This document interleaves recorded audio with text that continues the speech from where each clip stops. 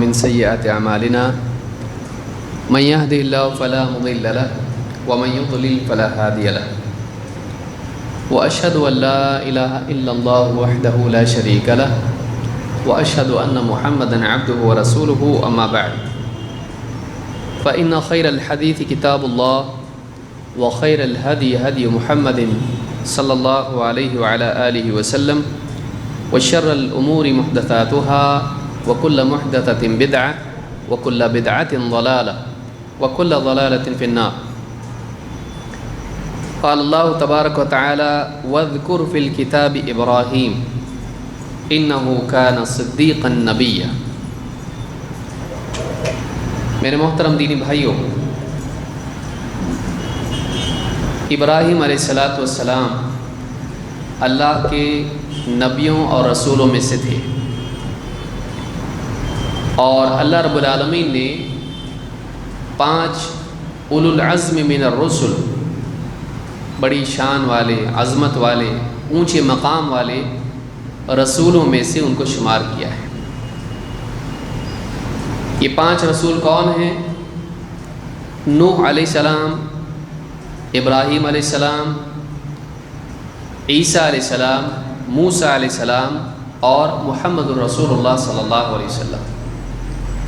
یہ 5 رسول ہیں جو دوسرے رسولوں کے مقابلے میں اونچے مرتبے والے ہیں۔ ان 5 رسولوں میں سے ایک رسول ابراہیم علیہ السلام ہے۔ ابراہیم علیہ السلام کو اللہ رب العالمین نے اپنا خلیل بنایا۔ خلیل کہتے ہیں بہت ہی قریبی دوست کو۔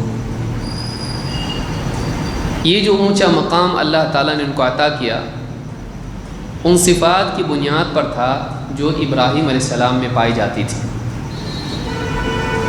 اور یقیناً اللہ تعالیٰ کا انتخاب صحیح ہوتا ہے۔ اللہ تعالیٰ نبوت اور رسالت کے لیے جس کو چاہتا ہے چن لیتا ہے، لیکن رسول اور نبی عام انسان نہیں ہوتے، بلکہ وہ عام انسانوں میں یقین اور صبر کے اعتبار سے، ایمان اور عمل کے اعتبار سے، گفتار اور کردار کے اعتبار سے اعلیٰ لوگ ہوتے ہیں۔ لہٰذا اللہ تعالیٰ اپنے طور پر اختیار کرتا ہے، لیکن اس کا یہ مطلب نہیں ہے کہ اللہ تعالیٰ ایسوں کو منتخب کرتا ہے جو اہل نہ ہوں، بلکہ اللہ تعالیٰ نبوت اور رسالت کی ذمہ داری نبھانے کے لیے بندوں میں سے اعلیٰ ترین اور طیب، پاک اور عمدہ بندوں کو چنتا ہے۔ انہی اعلیٰ ترین بندوں میں اللہ کے رسول اور اللہ رب العالمین کے خلیل ابراہیم علیہ السلام بھی تھے۔ ان کی بہت ساری صفات اور ان کے بہت سارے واقعات، ان کے بہت سارے معاملات قرآن کریم میں اللہ تعالیٰ نے بیان کی ہیں۔ آج زیادہ تفصیل سے ہم گفتگو نہیں کریں گے، کچھ باتیں ان کے بارے میں ہم دیکھیں گے جو قرآن کریم میں اللہ تعالیٰ نے بیان کی ہیں، پھر جب موقع ملے گا انشاءاللہ تفصیل سے اس کو دیکھیں گے۔ چونکہ کل عید بھی ہے اور آج سب لوگ مصروف بھی ہوں گے، اس لیے میں آپ لوگوں کو بھی زیادہ روک کے نہیں رکھوں گا، مختصر بات کر کے آپ لوگوں کو بھی چھوڑ دوں گا انشاءاللہ۔ اللہ تعالیٰ فرماتا ہے وَاذْكُرْ فِي الْكِتَابِ إِبْرَاهِيمَ إِنَّهُ كَانَ صِدِّيقًا نَبِيًّا۔ اے نبی، کتاب میں یعنی قرآن میں ابراہیم کا تذکرہ کیجئے، حضرت ابراہیم کا ذکر کیجئے۔ إِنَّهُ كَانَ صِدِّيقًا نَبِيًّا، یقیناً ابراہیم علیہ السلام صدیق تھے، نبی تھے۔ اہل علم فرماتے ہیں کہ اللہ تعالیٰ نے ابراہیم علیہ السلام کے لیے 2 وصف جمع کیے ہیں، اسی لیے شیخ سعدی کہتے ہیں، عبد الرحمن ابن ناصر السعدی کہتے ہیں جمع اللہ لہ بین الصدیقیت والنبوہ، اللہ تعالیٰ نے ابراہیم علیہ السلام کے لیے صدیقیت اور نبوت دونوں کو جمع کر دیا۔ صدیق کس کو کہتے ہیں اور نبی کس کو کہتے ہیں؟ نبی وہ ہوتا ہے جس کی طرف اللہ کی طرف سے جس کے پاس پیغام آئے، اس کو نبی کہتے ہیں۔ علماء نے کہا کہ نبی کا جو لفظ ہے یہ نبأ سے بنا ہے، اللہ کی طرف سے جس کے پاس خبر آئے۔ اسی طرح سے علماء نے فرمایا کہ نبی کا لفظ نبوہ سے بنا ہے۔ نبوہ اونچی ٹیکری کو کہتے ہیں جو ہموار زمین سے اونچی، اسی لیے انبیاء عام انسانوں سے اونچے ہوتے ہیں، تو اونچائی کے اعتبار سے، مقام اور رفعت کے اعتبار سے انبیاء کو نبی کہا جاتا ہے۔ صدیق اس کو کہتے ہیں۔ صدیق کے 3 مرتبے۔ صدق کے معنی سچائی کے، لیکن سچائی 3 اعتبار سے ہے: قلب کی سطح پر، زبان کی سطح پر، اور عملی زندگی میں۔ صدیق اس کو کہتے ہیں جس کے دل میں حق کو حق ماننے میں کوئی تردد نہ ہو۔ انسان کے پاس جب سچائی آتی ہے، ایک تو یہ کہ وہ اس کو انکار کر دیتا ہے، یہ کافر ہے، ایک اس کو مانتا ہے لیکن سوچ بچار کے تھوڑا وقت لیتا ہے، وقت دو، سوچوں گا پھر مانوں گا۔ تیسرا وہ ہوتا ہے کہ اس کے سامنے سچائی آئی اور اس نے مان لیا اس کو، وہ اس میں شک میں مبتلا نہیں ہوتا ہے، وہ اس سچائی کے بارے میں، اس حق کے بارے میں متردد نہیں ہوتا ہے، تردد میں نہیں پڑتا ہے، سوچیں گے، دیکھیں گے، غور کریں گے، نہیں، بلکہ جیسے ہی سچائی اس کے سامنے آئی اس کو فوراً مان لیتا ہے، اور اس میں ذرا بھی پس و پیش نہیں کرتا ہے، ذرا بھی اس کے اندر شک نہیں کرتا ہے، ذرا بھی اس میں تردد نہیں کرتا ہے۔ تو اس طرح سے سچائی کو پوری طرح سے دل کی گہرائیوں کے ساتھ مان لینے والا، یہ پہلا مرتبہ ہے صدیق کا۔ دوسرے، جس کی زبان سچ بولنے والی ہو اور جس کی زبان اچھے برے، راحت تکلیف کے ہر حال میں حق بات بولنے والی ہو، جس کی زبان سے سچائی نکلتی ہو، جس کی زبان سے حق نکلتا ہو، جو جھوٹ نہیں بولتا ہے، جو باطل نہیں بولتا ہے، چاہے مخالفت کتنی کیوں نہ ہو، حق بات بولتا ہے، چاہے کوئی رشوت دے کے اس کو اپنی طرف مائل کرنا چاہے، نہیں، حق بولتا ہے، نفع اور نقصان سے اوپر اٹھ کر جس کی زبان حق گوئی کا اہتمام کرتی ہو، یہ صدیق کی علامت ہے۔ 3، جو زبان سے وعدہ کریں پورا کرتا ہے، کیونکہ اس کا قول اور اس کا عمل، اس کا قول اور اس کا فعل دونوں ایک دوسرے کے موافق ہوتے ہیں۔ بعض اوقات انسان بات کرتا ہے، اس کا عمل اس کی بات کو جھوٹا ثابت کر دیتا ہے، وعدہ کرتا ہے پورا نہیں ہو پاتا ہے، ایک سچ بات لوگوں میں بیان کرتا ہے، اس کا عمل اس کے خلاف ہوتا ہے، تو گویا کہ وہ اپنے عمل سے اپنے قول کی تکذیب کرتا ہے، جھٹلاتا ہے اس کی تردید کرتا ہے۔ صدیق کس کو کہتے ہیں؟ صدیق وہ ہے کہ جس کا قول اس کے عمل کے لیے بنیاد ہوتا ہے اور جس کا عمل اس کے قول کی مزید پختگی اور تصدیق کرتا ہے، جو بولتا ہے وہ کرتا ہے، اللہ سے اگر عہد کر لے پورا کرے گا، اگر مخلوق سے وعدہ کرے پورا کرے گا، جو بھی چیز دل سے مانتا ہے زندگی میں ہے، اس کو صدیق کہتے ہیں، کہ جس کا قلب تصدیق کرے حق کی، جس کی زبان صدق بولے اور جس کا عمل اس کے قول اور اس کے اعتقاد کی تصدیق کرے۔ یہ 3 مرتبے جو ہیں جس میں جمع ہو جائیں اس کو صدیق کہتے ہیں۔ اسی لیے آپ دیکھیں گے کہ ابو بکر رضی اللہ تعالیٰ عنہ کے پاس جیسے ہی اللہ کے نبی صلی اللہ علیہ وسلم نے پیش کیا حق کو، انہوں نے نہیں کہا سوچوں گا، انہوں نے فوراً اس کو مان لیا۔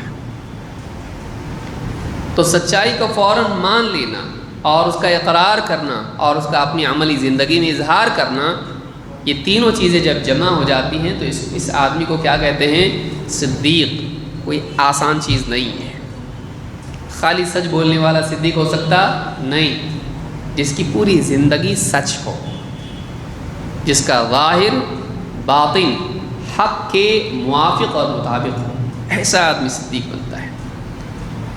تو اللہ رب العالمین نے ابراہیم علیہ السلام کے بارے میں جب تعریف کی تو کہا کیا تھے؟ انہ کان صدیقا نبیا، نبوت سے پہلے ان کے بارے میں اللہ نے کیا کہا؟ وہ صدیق تھے، کیونکہ نبی بننے کے لیے سچا ہونا ضروری ہے۔ نبی جھوٹا ہو سکتا ہے؟ نہیں۔ اللہ کے نبی صلی اللہ علیہ وسلم نے لوگوں کو جمع کیا، پہاڑی پر صفا کی اور کہا اگر میں کہوں کہ پیچھے ایک لشکر کھڑا ہے، تم پر حملے کے لیے تیار ہے، کیا کہو گے؟ کہا کہ تصدیق کریں گے۔ کیوں؟ اس لیے کہ ہم نے آپ کو کبھی جھوٹ بولتا نہیں پایا، آپ اپنی زندگی میں ہمیشہ سچ بولتے ہو، الصادق الامین، سچے اور امانت دار۔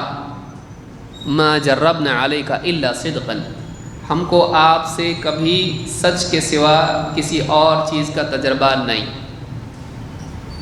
نبوت کے لیے سچائی لازمی وصف ہے، ورنہ لوگ اعتماد کیسے کریں گے بات پر؟ نبی کی بات پر اعتماد کیوں ہوتا ہے؟ اس لیے کہ نبی اپنی ماضی کی زندگی میں اپنی زندگی سے سچائی کا ثبوت دے چکا ہوتا ہے۔ لوگ جانتے ہیں آپ کو کیا کہتے تھے لوگ؟ الصادق الامین ہیں، سچے ہیں۔ تو ابراہیم علیہ السلام کے بارے میں بھی اللہ نے کیا کہا؟ وہ صدیق تھے۔ جب بھی زندگی میں ان کو حق بولنے کا موقع آیا، حق بولا، چاہے قوموں کو آگ میں ڈال دیں۔ جب بھی اللہ رب العالمین کی طرف سے کوئی حکم آیا، اپنے ایمان، اپنی دینداری کی تثبیت کے لیے، اس کے ثبوت کے لیے اللہ کے حکم کو پورا کیا، چاہے اپنی اولاد کے ذبح کرنے کی نوبت کیوں نہ آ جائے۔ اس کو صدیق کہتے ہیں۔ انہ کان صدیقا نبیا، ابراہیم علیہ السلام صدیق تھے، نبی تھے۔ تو یہ سورہ مریم میں اللہ نے دو وصف بیان کیے ہیں۔ سورہ الصافات میں اللہ تعالیٰ فرماتا ہے سلام علی ابراہیم کذالک نجزی المحسنین انہ من عبادنا المؤمنین۔ سلامتی ہو ابراہیم پر، اللہ کی طرف سے سلامتی ہو، دینی و دنیاوی، دنیاوی و اخروی۔ سلام علی ابراہیم، ابراہیم پر سلامتی ہو۔ کذالک نجزی المحسنین، محسنین کو ہم ایسا ہی بدلہ دیتے ہیں۔ محسن اس کو کہتے ہیں جو اللہ کی اطاعت کا اہتمام کرے، بہترین طور پر کرے، اللہ کے لیے کرے۔ محسن کس کو کہتے ہیں؟ محسن میں ایک حسن سے لفظ بنا ہے، محسن اس کو کہتے ہیں جو بھلائی کرے، برائی نہیں، بھلائی کو بہترین طور پر کرے، یوں ہی نہیں، اور اس بھلائی کو بہترین طور پر کرے صرف اللہ کے لیے۔ تو اندر احسان ہو، ان تعبد اللہ کأنک تراہ فإن لم تکن تراہ فإنہ یراک، تو اللہ کی عبادت ایسے کریں گویا کہ اللہ کو دیکھ رہا ہے۔ اور اگر اللہ تعالیٰ کو تو نہیں دیکھتا ہے اور نہیں دیکھ سکتا ہے تو ایسے عبادت کر گویا کہ اللہ تجھ کو دیکھ رہا ہے۔ کہ انسان کا قلب اللہ رب العالمین سے متعلق ہو جب وہ نیکی کرے، مخلوق کی طرف مائل نہ ہو، مخلوق کا طالب نہ ہو، لوگوں کی ثنا اور ان کی جزا کا طالب نہ ہو، اندر سے احسان، پھر اس کا عمل اچھا ہو، غلط عمل نہ کرے، گناہ نہ کرے، اور اچھا عمل بھی کرے تو کیسے کرے؟ اچھے سے کرے، بہترین طور پر عمل کرے، بوجھ سمجھ کے عمل نہ کرے۔ انا کذالک، اللہ نے کیا کہا؟ کذالک نجزی المحسنین، ہم بھلائی کرنے والوں کو، احسان کرنے والوں کو، بہتر عمل کرنے والوں کو ایسی بدلہ دیتے ہیں۔ انہ من عبادنا المؤمنین، ابراہیم علیہ السلام ہمارے بندوں میں سے تھے، ایمان والے بندوں میں سے۔ دو وصف یہاں اللہ نے جمع کی ہے، عبودیت اور ایمان۔ ہمارے بندوں میں سے تھے، ایک بندے کے لیے سب سے زیادہ تعریف کی چیز یہ ہے کہ اللہ اس کو اپنا بندہ بتائے. عبادنا، ہمارے بندے.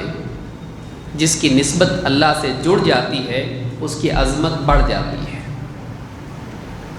ابراہیم علیہ السلام ہمارے بندوں میں سے تھے، کیونکہ اللہ رب العالمین نے انسان کو پیدا کیا ہے اللہ کی عبادت کے لیے. جو عبادت کا حق ادا کرے وہ اللہ کا بندہ بن جاتا ہے، نہیں تو کبھی شیطان کا بندہ، کبھی نفس کا بندہ، کبھی درہم و دینار کا بندہ. بندگی انسان کی بڑھ جاتی ہے. لیکن جب اللہ رب العالمین اپنی طرف نسبت کرے وہ ہمارے بندوں میں سے تھے، نفس کے بندے نہیں، شیطان کے بندے نہیں. بلکہ ابراہیم علیہ السلام تو باپ کو روک چکے تھے. یا ابتی لا تعبد الشیطان ان الشیطان کان للرحمن عصیا. اے والد صاحب، اے میرے باپ، شیطان کی عبادت مت کرنا، اس لیے کہ شیطان رحمان کا نافرمان ہے.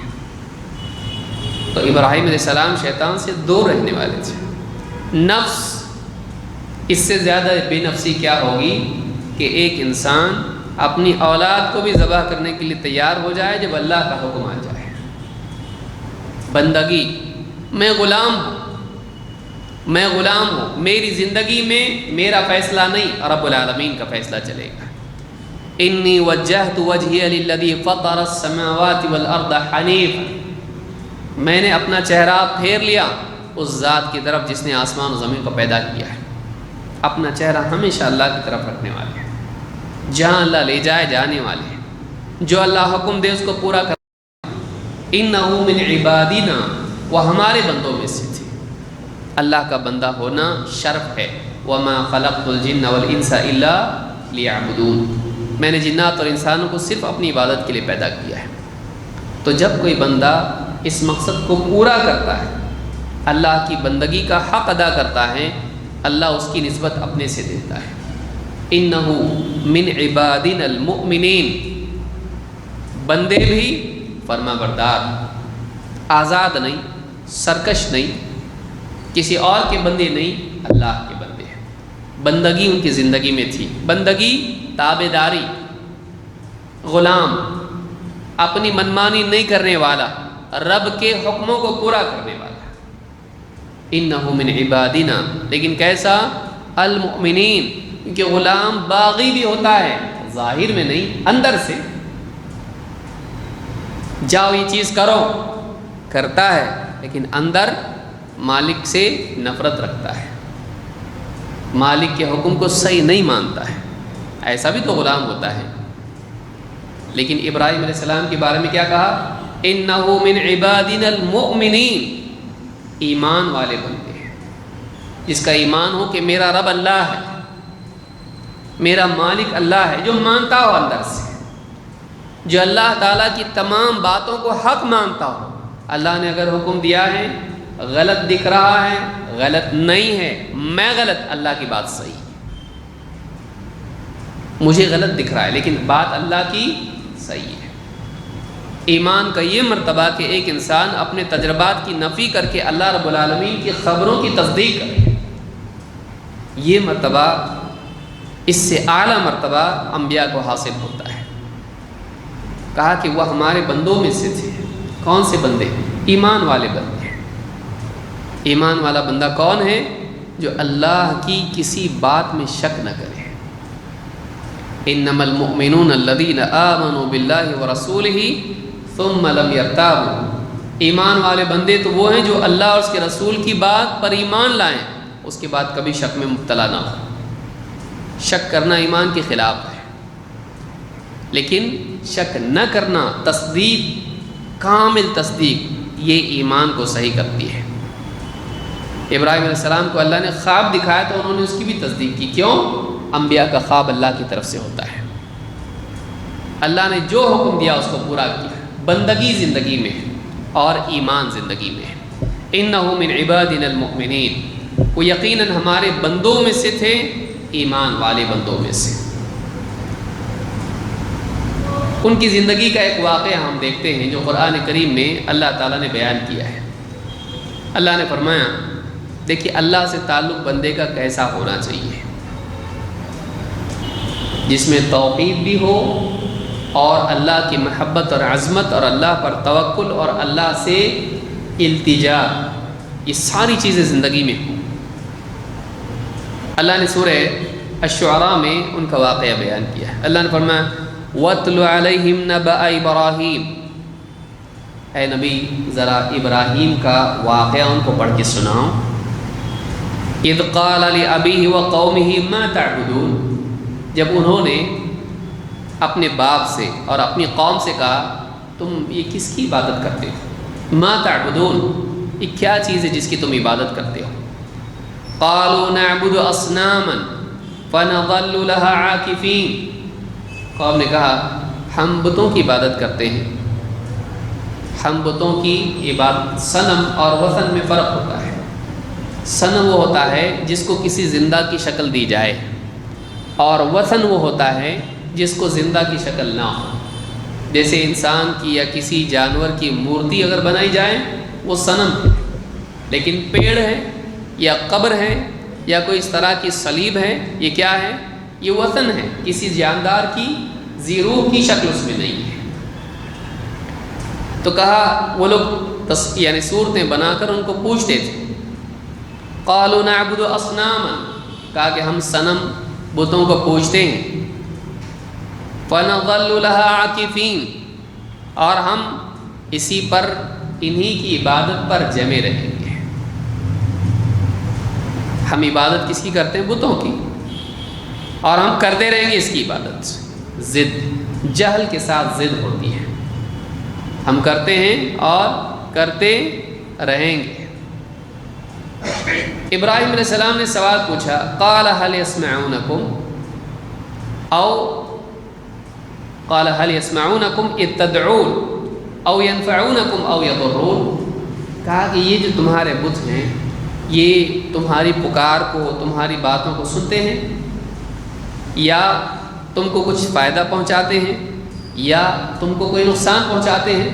تین باتیں ہیں۔ نمبر ایک، تمہاری پکار سنتے ہیں۔ پکار دو طرح کی ہوتی ہے، ایک تعظیم والی اور ایک التجا والی ہے۔ بتوں کو پکارنے والا ان کی تعریف کے طور پر، ان کی عظمت کے اظہار کے طور پر ان کی بڑائی بیان کرتا ہے، ثواب دینے کے لیے سنتے ہیں کہ نہیں کہ تم نے کیا کیا، ان کی بڑائی تم کر رہے ہو، تم کو اجر دیں گے، یہ سنتے بھی ہیں۔ یا تمہارے مسائل میں تم ان کو پکارتے ہو تو یہ سنتے ہیں کیا، اور کیا ہے تم کو فائدہ پہنچاتے ہیں یا تم کو نقصان پہنچا سکتے ہیں۔ یعنی اگر تم ان کی عبادت کرو تو تم کو فائدہ پہنچا سکتے ہیں، اور اگر نہ کرے کوئی ان کی عبادت تو اس کو نقصان پہنچاتے کیا ہیں۔ عبادت کرنے والے کو نفع اور عبادت نہ کرنے والے کو نقصان، ان کے بس میں ہے کیا؟ جواب قوم کا کیا ہے؟ قوم نے اس سوال کا جواب ہی چھوڑ دیا۔ قوم نے کہا قالوا بل وجدنا آباءنا كذلك يفعلون، دلیل۔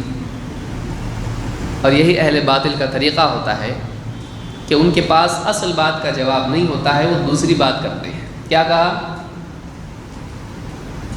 انہوں نے کہا ہمارے باپ دادا ایسے کرتے تھے، ہم نے ان کو اسی حال میں دیکھا۔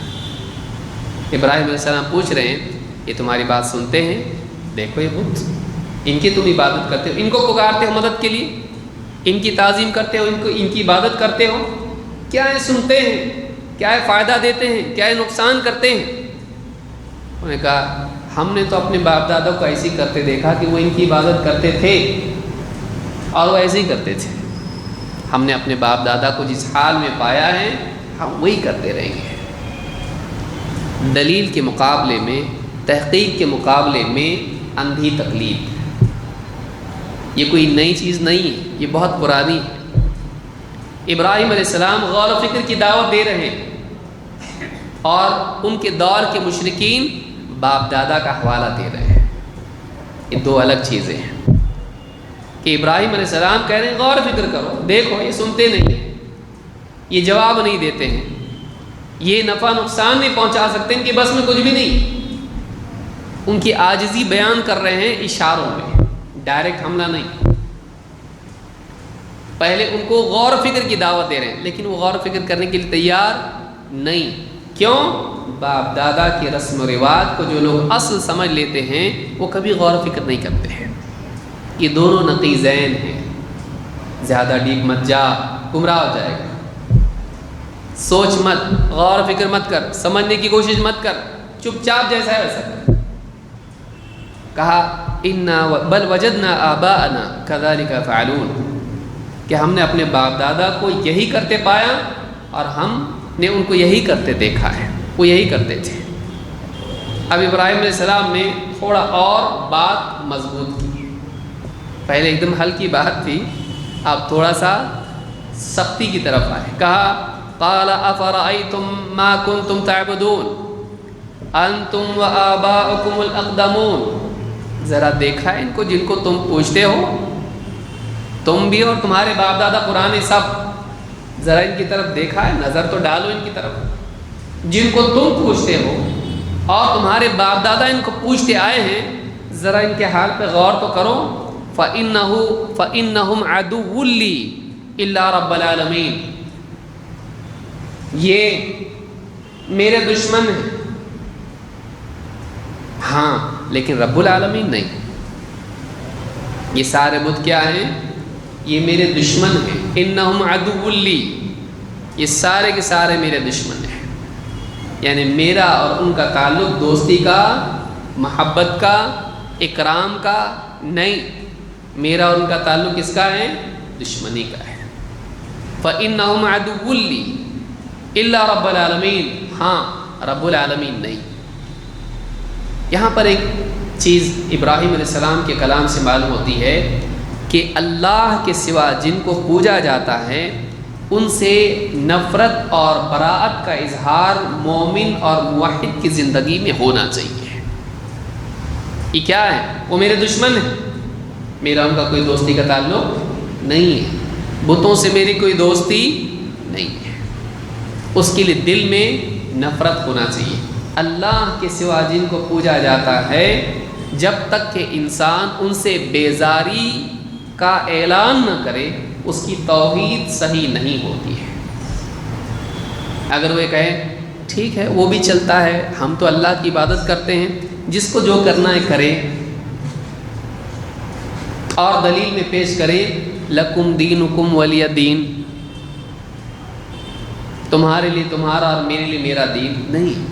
لکم دینکم ولی دین یہ کلمہ اجازت نہیں ہے، یہ کلمہ براءت ہے، یہ بیزاری کا کلمہ ہے۔ جو جی میں آئے کرو، میں تو میرے دین پہ چلنے والا ہوں، میں نے بتا دیا تم کو نہیں مانتے ہو، تم کو جو کرنا ہے کرو، میرا تمہارا کوئی تعلق نہیں ہے، میں تو اللہ کی عبادت کرنے والا ہوں، یہ وہ کلمہ ہے۔ کہا کہ فَإِنَّهُمْ عَدُوٌّ لِّي، جیسے حدیث میں اللہ کے نبی صلی اللہ علیہ وسلم نے فرمایا من قال لا الہ الا اللہ وکفر بما یعبد من دون اللہ حرم مالہ ودمہ وحسابہ علی اللہ، جس نے لا الہ الا اللہ کا اقرار کیا اور اللہ کے سوا جن کو پوجا جاتا ہے، اللہ کے سوا جن کی عبادت کی جاتی ہے، ان کا انکار کر دیا، ان کا کفر کیا، حرم مالہ ودمہ، اس کا مال اور اس کا خون اب حرام ہو گیا، وحسابہ علی اللہ، اور اس کا حساب اللہ پر ہے۔ دل سے بولا، صرف زبان سے بولا، اندر ہے کہ نہیں؟ ہم اس کے مکلف ہیں؟ نہیں، ہم اس کے اقرار کے مکلف ہیں۔ اس نے اقرار کیا، وہ مسلمان ہو گیا، چاہے جنگ کے میدان میں، جان بچانے کے لیے بولا، دکھاوے کے لیے بولا، یا منافق ہے یا مومن ہے، ہم اس کے مکلف نہیں ہیں۔ وہ حساب علی اللہ، اس کا وہ حساب اللہ پر ہے کہ اس نے سچ بولا یا جھوٹ، لیکن اس کا اقرار ہم مانیں گے۔ لیکن اس اقرار میں دو چیزیں ہونی چاہیے، ایک اقرار کس کا؟ لا الہ الا اللہ، اس کے ساتھ انکار بھی ہونا چاہیے۔ انکار کس کا؟ اللہ کے سوا جن کو پوجا جاتا ہے سب کا انکار، میں نہیں مانتا ہوں ان کو، یعنی ان کا معبود ہونا میں نہیں مانتا۔ نہیں مانتا کا مطلب یہ نہیں کہ اس کو نہیں مانتا، جیسے عیسیٰ علیہ السلام کی بھی تو عبادت کرتے ہیں عیسائی، تو کیا کہے گا میں نہیں مانتا عیسیٰ علیہ السلام کو؟ نہیں، عیسیٰ علیہ السلام کے تعلق سے یا ایسی شخصیات کے تعلق سے اقرار اور انکار دونوں جمع ہوں گے۔ اقرار ہوگا ان کی نبوت اور رسالت کا، ان کی ابدیت کا، اور انکار ہوگا ان کی الوہیت کا۔ ان کو مانتا ہوں بندے ہیں، نہیں مانتا بیٹے ہیں، بیٹے مانتا نہیں، بندے ہیں مانتا ہوں، میں رسول مانتا ہوں لیکن معبود نہیں مانتا۔ تو جب تک کہ اللہ، اسی لیے کیا کہا وَكَفَرَ بِمَا يُعْبَدُ مِن دُونِ اللَّهِ، اللہ کے سوا جن کی عبادت کی جاتی ہے ان سب کا انکار کرے، یعنی ان کے معبود ہونے کا انکار کرے، کیا ہوگا؟ اس کی جان اور اس کا مال محفوظ ہو جائے گا، چاہے میدان جنگ میں بولے، اور حساب اللہ پر ہے، یعنی اس کا باطن اللہ کے ذمے ہے، ہم اس کے سرائر کے مکلف نہیں ہیں۔ یوم تبلی السرائر، اللہ نے کہا قیامت کے دن اندر کے بھید کھولے جائیں گے، وہ قیامت آج نہیں، آج کے لیے نہیں ہے۔ تو کیا کہا افرأیتم ما کنتم تعبدون انتم وآباؤکم الاقدمون، یہ دیکھا ہے تم نے جن کو تم پوجتے ہو، تم بھی اور تمہارے پچھلے پوروج بھی، باپ دادا بھی، فإنہم عدو لی الا رب العالمین، یہ سب کے سب بت میرے دشمن ہیں سوائے رب العالمین کے۔ رب العالمین میرا دشمن نہیں ہے، وہ میرا معبود ہے، میرا رب ہے، وہ رب العالمین ہے۔ اب دیکھیے رب العالمین کے بارے میں کیا کہہ رہے ہیں، الذی خلقنی فہو یہدین، میرا رب تو وہ ہے جس نے مجھے پیدا کیا، وہ میرا خالق ہے۔ الذی خلقنی فہو یہدین، وہ میری رہنمائی کرتا ہے، رہنمائی کونی و شرعی، اس نے مجھ کو راستہ دکھایا۔ انسان کو چلنا پھرنا، سانس لینا اور اتنی ساری جتنی نعمتیں ہیں کس نے عطا کی ہیں؟ اللہ رب العالمین نے۔ الذی خلقنی فہو یہدین، وہ میرا رب ہے جس نے مجھ کو پیدا کیا، اور فہو یہدین، وہ میری رہنمائی کرتا ہے۔ والذی هو یطعمنی ویسقین، جو مجھے کھلاتا ہے پلاتا ہے۔ وَإِذَا مَرِضْتُ فَهُوَ يَشْفِينِ، اور جب میں بیمار ہو جاتا ہوں تو مجھے شفا عطا کرتا ہے۔ اب دیکھیے یہاں پہ کیا ہے، اس نے مجھ کو پیدا کیا، میری رہنمائی کی، اور مجھے کھلاتا ہے پلاتا ہے۔ لیکن بیماری کا جب ذکر آیا تو ابراہیم علیہ السلام نے نہیں کہا اور مجھے بیمار کرتا ہے اور شفا دیتا ہے، وہاں پہ کیا کہا جب میں بیمار ہو جاتا ہوں تو شفا دیتا ہے۔ یہاں بیماری کی نسبت ادباً اللہ کی طرف نہیں کی، کیونکہ بیماری ایک تکلیف ہے، عیب ہے، باقی ساری نعمتوں کے بیچ میں اس کو ذکر کیا تو اس کی نسبت اللہ کی طرف نہیں کی، حالانکہ بیمار بھی کون کرتا ہے؟ اللہ ہی کرتا ہے۔ لیکن چونکہ اللہ کی عظمت کا بیان ہے، اللہ کے احسانات کو ذکر کر رہے ہیں، تو شفا کی نسبت اللہ کی طرف کی، بیماری کی نہیں۔ وَإِذَا مَرِضْتُ فَهُوَ يَشْفِينِ، جب میں بیمار ہو جاتا ہوں تو وہ مجھے شفا دیتا ہے۔ وَالَّذِي يُمِيتُنِي ثُمَّ يُحْيِينِ، اور وہی مجھے موت دے گا اور وہی مجھے دوبارہ زندہ کرے گا۔ شروع کہاں سے کیا؟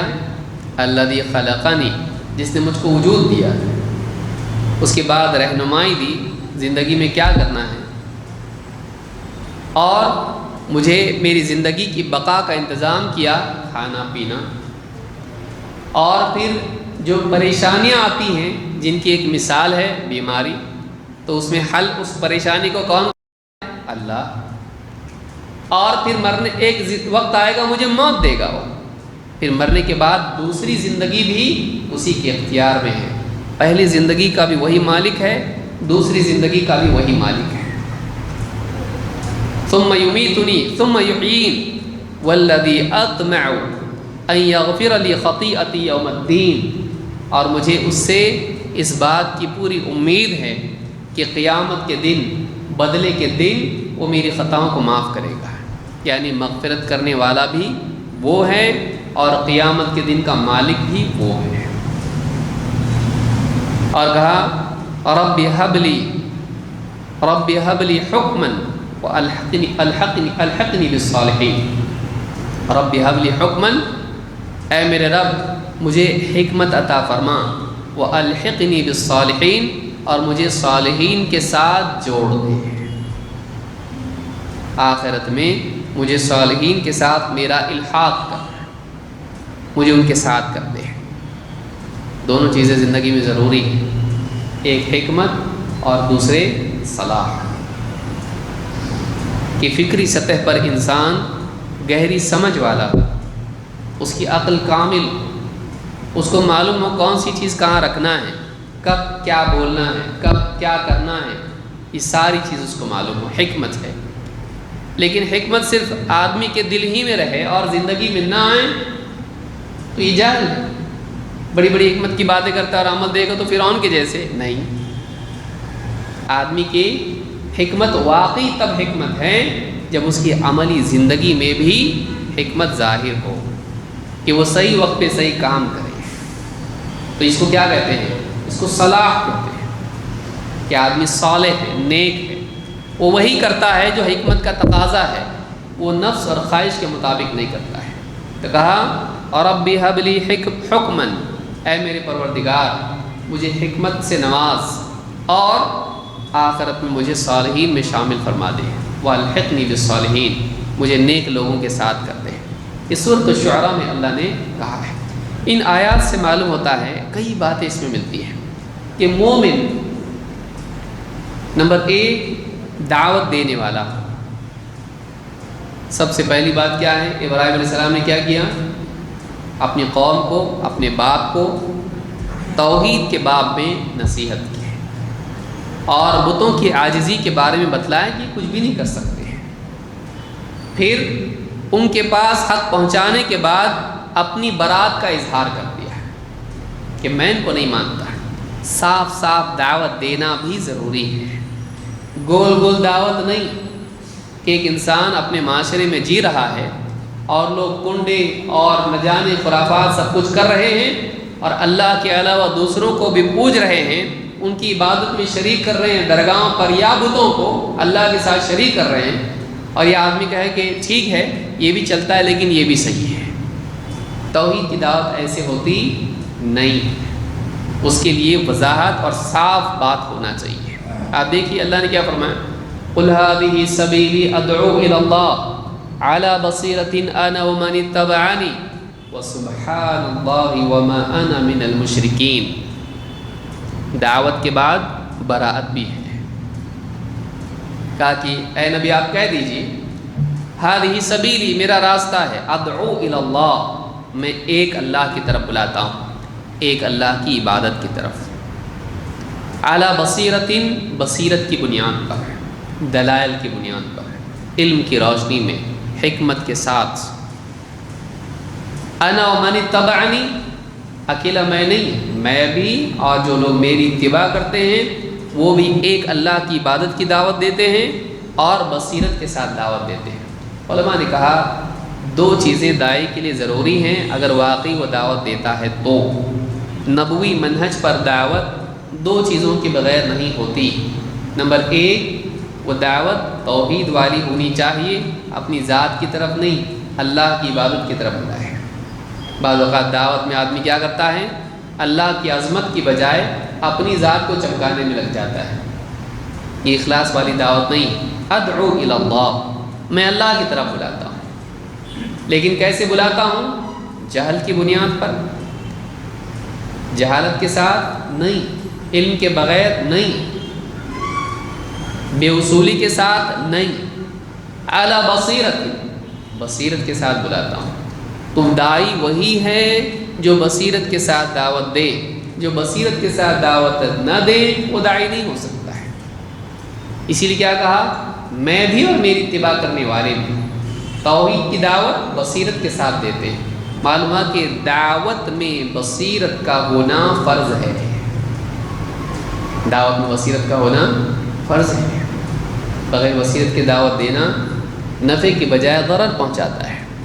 انا ومن اتبعنی وسبحان اللہ وما انا من المشرکین، اور کہا سبحان اللہ میں مشرکین میں سے نہیں ہوں، یعنی وضاحت کے ساتھ بتا دیا ہم شرک نہیں کرتے، ہم توحید کا اہتمام کرتے ہیں، جہاں توحید کا اقرار ہے وہیں شرک کا انکار بھی ہونا چاہیے۔ سمجھ میں آ رہی بات؟ یہ بھی چلتا وہ بھی چلتا نہیں چلتا، ہاں یہ بھی چلتا۔ بعض لوگ دیکھیے آپ دعوت اور حکمت کے نام پر کنڈے ونڈے جا کے وہاں بھی دعا کر کے آتے ہیں۔ اگر کوئی کہے کہ بھائی تم غلط چیز میں کیسے شریک ہوئے، کہا کہ نہیں ہم لوگ ان سے نہیں مانگ رہے تھے، ہم لوگ ایسا کر رہے تھے جیسا اس کو سمجھے ہم اس سے مانگ رہے ہیں، لیکن ہم حقیقت میں اللہ سے مانگ رہے تھے۔ اس طرح کی تلبیس دعوت میں نہیں چلتی ہے۔ دعوت میں کیا ہونا چاہیے؟ صراحت، فاصدع بما تؤمر۔ اللہ نے کیا کہا؟ اے نبی آپ کو جو اللہ کی طرف سے حکم دیا گیا ہے اس کو بالکل کھول کے صراحت کے ساتھ بیان کر دیجیے، اس میں ڈھکی چھپی بات نہیں ہونا چاہیے۔ دعوت میں کیا ہونا چاہیے؟ بیان ہونا چاہیے، بیان واضح بات، وضاحت ہونا چاہیے۔ تو ابراہیم علیہ السلام نے دعوت دی، قوم کو شرک سے آگاہ کیا اور انہیں توحید کی دعوت دی۔ پہلے بتوں کی عاجزی بیان کی اور اسی کے بعد کس کا ذکر کیا؟ اللہ رب العالمین کی عظمت کا۔ اس سے ایک اصول یہ معلوم ہوتا ہے کہ اگر آدمی غیر اللہ کی عاجزی اگر بیان کر رہا ہے تو فوری طور پر اللہ کی عظمت بیان کرنا بھی ضروری ہے، تاکہ وہ آدمی اس سے نکلے تو اللہ کی عبادت میں شامل ہو جائے، داخل ہو جائے، اللہ کی بڑائی بیان کی جائے۔ اور ابراہیم علیہ السلام نے ایک عجیب بات یہ ہے کہ اس کو ایسا نہیں کہا اللہ ایسا کرتا ہے ایسا کرتا ہے، نہیں، ابراہیم علیہ السلام نے اپنا پرسنل ایکسپیرینس بیان کیا۔ میں جانتا ہوں اس نے مجھ کو پیدا کیا ہے اور وہ میری رہنمائی کرتا ہے، مجھ کو کھلاتا ہے پلاتا ہے، اور بیمار پڑ جاتا ہوں تو مجھے شفا دیتا ہے، اور میں جب مجھے موت وہ دے گا، زندگی وہی دے گا، اور آخرت کی زندگی کا بھی وہی مالک ہے، اس سے میں امید کرتا ہوں کہ میری مغفرت فرمائے گا۔ اور اللہ رب هب لی، کیا کہا؟ یعنی رب هب لی حکما والحقنی بالصالحین، اے اللہ مجھ کو تو مزید حکمت عطا فرما اور مجھے صالحین میں شامل کر، یعنی علم کا کمال بھی دے اور عمل میں صلاح بھی دے۔ انسان کے لیے دو صلاحیتیں اس کے پاس ہیں۔ دیکھیے قرآن ہے، انسان کی شخصیت کا کمال دو چیزوں میں ہے، اور دو صلاحیتیں اس کے پاس ہیں، ایک علمی اور دوسری عملی۔ دو ہی صلاحیتیں ہمارے پاس ہیں، ایک فکری اور دوسری عملی، ایک سوچ کی صلاحیت اور ایک عمل کی صلاحیت۔ انجینئر پہلے سوچتا ہے، اس کے بعد ڈرائنگ بناتا ہے، بلڈنگ بناتا ہے۔ ایک سوچ کی سطح پر انسان ہوتا ہے، دوسرا عمل کی سطح پر ہوتا ہے۔ سوچ کی سطح پر کمال یہ ہے کہ انسان کی سوچ حکمت والی، اور عمل کی سطح پر کمال یہ ہے کہ اس کے اعمال صالح ہوں، وہ گناہ گار نہ ہو، وہ معصیت والا نہ ہو، وہ ظلم والا نہ ہو، اللہ کی نافرمانی اس کے اعمال میں نہ ہو۔ ان دونوں چیزوں کو اس دعا میں جمع کر دیا ہے، رب هب لی حکما والحقنی بالصالحین، کہ اے میرے رب مجھے حکمت عطا فرما، ہب لی۔ آپ دیکھیے یہاں اکتساب کے طور پر نہیں کہا اے اللہ ایسا راستہ بتا کہ میں پڑھ لکھ کے حکمت والا بن جاؤں، نہیں، تو دے۔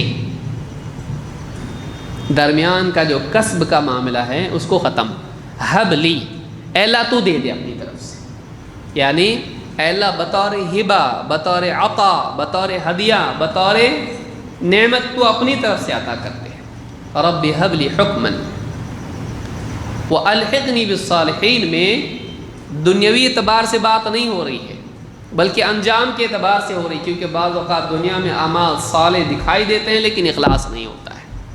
دنیا میں اعمال نیک ہوتے ہیں لیکن آخرت میں آدمی دنیا میں برے اعمال کی وجہ سے وہ اعمال آخرت میں ضائع ہو جاتے ہیں۔ جیسے آدمی نماز پڑھ کے آیا، روزے رکھ کے آیا، صدقات کر کے آیا، کسی پہ ظلم کیا تھا، کسی پہ تہمت لگائی تھی، کسی پہ کچھ کیا تھا، آخرت میں سارے اعمال کیا ہونے والے ہیں؟ اس کو دے دیے جائیں گے، اگر وہ ختم ہو گئے تو اس کے گناہ اس پر ڈال دی جائیں گے جہنم۔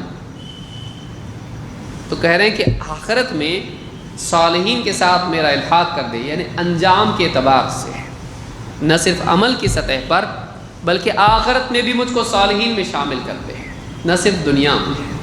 کتنی زبردست دعا ہے، رب ہب لی حکما والحقنی بالصالحین۔ آخر میں اللہ سے اس کی دعا کی ہے۔ معلوم ہے کہ انسانی کمال ہی ہے کہ علمی سطح پر وہ حکمت والا ہو جو علم سے تھوڑا اوپر کا مرتبہ ہے۔ بعض اوقات آدمی کو معلوم ہوتا ہے یہ، لیکن زندگی بلیک اینڈ وائٹ نہیں ہوتی ہے۔ زندگی میں کئی معاملات ایسے ہوتے ہیں آدمی کو دو چیزوں میں سے ایک کو چننا پڑتا ہے۔ حدیبیہ میں اللہ کے نبی صلی اللہ علیہ وسلم کے سامنے تھا، یا تو صلح کریں اور ذلت اٹھائیں وقتی طور پر، یا پھر جنگ کریں اور نقصان اٹھائیں۔ اب یہ بھی کر سکتے ہیں، وہ بھی کر سکتے ہیں۔ مشرکین اور روک رہے ہیں تو ان سے جنگ بھی کر سکتے ہیں، صحابہ تیار بھی ہیں، 1500 لوگ تیار ہیں۔ تو ایک آپشن جنگ کا بھی ہے، دوسرا آپشن صلح کا بھی ہے۔ اب یہ بھی چل سکتا ہے، یہ بھی، لیکن چنیں کیا دونوں میں سے؟ تو ایسے مواقع زندگی میں ہوتے ہیں کہ خیر سے زیادہ بڑی خیر ان میں سے چننا پڑتا ہے، کہ دو خیر میں سے بڑی خیر کیا ہے، تو بڑی خیر کو لینا پڑتا ہے۔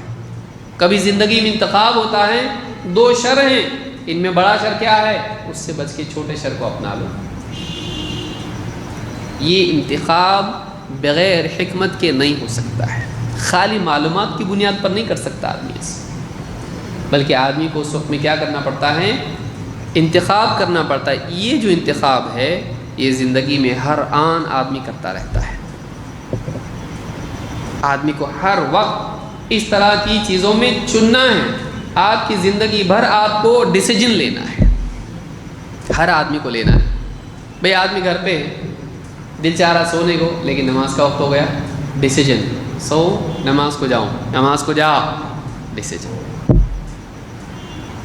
کسی نے آپ کو ستایا، آپ جواب میں اس کے ساتھ اس سے بڑا ظلم، اس سے بڑا گناہ کریں یا صبر کریں، ڈیسیجن۔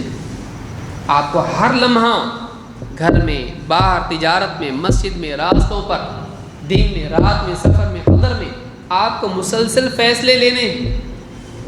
ان فیصلے لینے کے لیے، یہ فیصلے لینے کے لیے آدمی کے پاس کیا ہونی چاہیے، حکمت ہونی چاہیے کہ وہ دو چیزوں میں سے صحیح کو چن سکے۔ یہ جو انتخاب ہے یہ انسان کو کامل بناتا ہے، یہ انتخاب انسان کو حکیم بناتا ہے، یہ انتخاب انسان کو کامیاب کرتا ہے۔ انسان کی ساری خوبی اس کے حسن انتخاب میں ہے، اس کی ترجیحات میں ہے۔ لیکن صرف انتخاب کافی ہے نہیں، تطبیق بھی ضروری ہے اس کی، عملی سطح پر اس کو نافذ کرنا بھی زندگی میں ضروری ہے۔ آپ نے چنا یہ کرنا کہ یہ کرنا، پر خالی چنا دل کی سطح پر، عمل میں، زندگی میں بھی تو لانا پڑے گا اس کو۔ اس زندگی میں اس خیر کے لانے کا نام صلاح، صالحیت، نیک ہونا انسان کا، کہ نفس اور جہل سے بچتے ہوئے انسان علم اور حکمت کی بنیاد پر فیصلے کرے اور عمل بھی کرے اس پر، یہ صالح ہے۔ ابراہیم علیہ السلام نے ایک دم کام کی چیز مانگی اور بہت کم الفاظ میں اللہ سے مانگی۔ کیا کہا، رب ہب لی حکما والحقنی بالصالحین۔ اس میں انجام کی بھی دعا ہے، صرف عمل کی نہیں۔ اے اللہ میرا انجام صالحین میں کرتے ہیں۔ اس میں تواضع ہے، اس میں علم کی فضیلت ہے عمل پر نہیں۔ پہلے کیا مانگا، اے اللہ مجھ کو حکمت دے اور نیک بنا۔